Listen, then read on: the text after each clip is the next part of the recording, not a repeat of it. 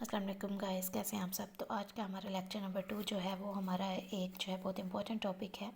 جیسا کہ سب سے پہلے ہم دیکھ سکتے ہیں کہ جیسے میں نے رائٹ ڈاؤن کیا کہ ہمارے مسلم رولرز جو تھے انہوں نے جو ہے وہ رول کیا تھا سب کانٹیننٹ کے اوپر اباؤٹ 800 ایئرس تک. ٹھیک ہے، اب ہم دیکھ لیتے ہیں کہ سب سے پہلے ہمارے مسلم رولرز میں کون ہے. تو بہت ہی نامور شخصیت ہیں جو ہمارے محمد بن قاسم. ٹھیک ہے، دراصل ان کی سٹوری شروع ہوئی عرب اور ترکی سے. ترکی سے بہت سارے لوگ جو ہیں وہ ٹریڈ کے لیے عرب آتے تھے.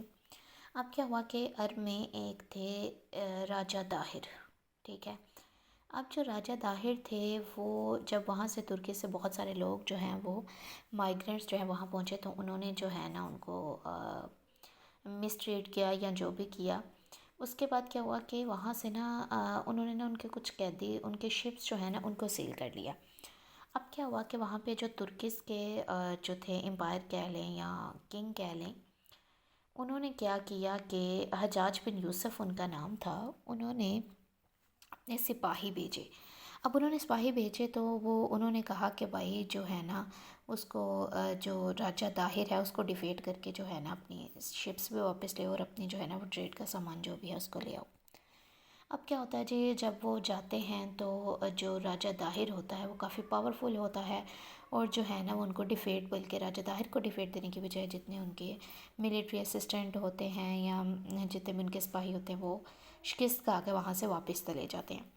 جو ہوتے ہیں نا محمد بن قاسم، وہ ان کے بیسیکلی جو ہے نا وہ داماد ہوتے ہیں اور وہ ملٹری کے بہت ہی پاورفل بریو پرسن ہوتے ہیں. وہ ان کو ڈیسائیڈ کرتے ہیں کہ بھائی جو محمد بن قاسم ہے نا وہ ہی اس بیٹل کو فائٹ کریں گے اور وہی اس کو جو ہے نا وکٹری میں لے کر جائیں گے.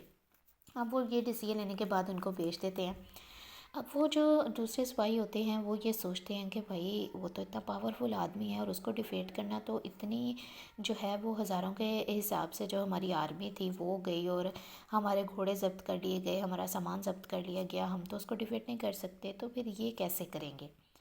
اب یہ جو ہے یہ اپنا جو ہے وہ اپنے دماغ کا استعمال کرتے ہیں اور وہاں کا نا اپنے کچھ جو سپاہی ہوتے ہیں انہیں ایزا جو ہے نا سپائی ان کو وہاں پہ چھوڑ دیتے ہیں کہ آپ جو ہے اس بات کا پتہ کریں کہ ان کی کوئی نہ کوئی کمزوری ہوگی جس کی وجہ سے ان کو جو ہے نا ڈیفیٹ کر سکے. اب کیا ہوتا ہے کہ پھر انہیں پتہ چلتا ہے کہ یہ لوگ جو ہے نا بہت زیادہ سسپیشیس ٹائپ ہیں. جیسے کہہ لیں کہ جو ہے نا جیسے فار ایگزامپل ہندو لوگ کے ایگزامپل لے سکتے ہیں ہم لوگ کہ جو ہے وہ کہتے ہیں جی ہاں بھائی کالے بلی راستہ کاٹ دی ہے تو یہ کام تو خراب ہی ہونا ہے، لائک دس. ان کا نا ایک جو ہوتا ہے نا ایک ٹیمپل ٹائپ ہوتا ہے جس کے اوپر انہوں نے لال کلر کا ایک جھنڈا رکھا ہوتا ہے. ان کا ماننا یہ ہوتا ہے کہ جب تک ہمارا یہ جھنڈا اس کے اوپر لہرا رہا ہے نا ہماری جو سلطنت ہے نا اس کو کوئی نقصان نہیں پہنچا سکتا. اب وہ جو محمد بن قاسم ہوتے ہیں نا وہ اس طرح کے جو ہے وہ اسکیم کرتے ہیں کہ بھائی سب سے پہلے ان کا جھنڈا گراتے ہیں، دین وہ جو ہے راجہ داہر کو ڈیفیٹ کر کے جو ان کی پھر جو ان کا سر ہوتا ہے وہ تن سے جدا کر کے حجاج بن یوسف کے پاس پہنچا دیتے ہیں اور اس طرح ان کے وکٹری ہو سکتی ہے. دیٹس اٹ، یہ اسٹوری ہے. اس کے علاوہ بھی بہت ساری جو ہے نا وہ ڈائنیسٹیز آئیں، امپائرز آئے اور جو ہے نا بہت ساری چیزیں آئیں جنہوں نے رولز کیے، لیکن سب سے امپورٹنٹ جو تھا نا وہ تھوڑا ٹیچس کا تھا. اس کے بعد دہلی سلطنت آئی اور دہلی سلطنت میں ہمارے پاس یہ تین جو ہیں وہ ڈائنیسٹیز تھیں، ان کو آپ دیکھ لیجیے گا. اور اس کے بعد جو مین امپورٹنٹ رول آ جاتا ہے وہ ہے کلونیل رول. اس کو انشاءاللہ ہم کل ڈسکس کریں گے. Thank you. یہ دراصل شارٹ لیکچرز میں اس لیے اپلوڈ کر رہی ہوں کیونکہ آئی نو دیٹ کہ ان کا کوئی زیادہ اسکوپ نہیں ہے، لیکن پھر بھی ہمارے مائنڈ میں تھوڑے کنسیپٹ کلیئرس ہو. لیکن پھر بھی اگر آپ لوگوں کے ذہن میں کوئی بھی کویسچن ہو اس سے ریلیٹڈ تو you may ask freely. Thank you.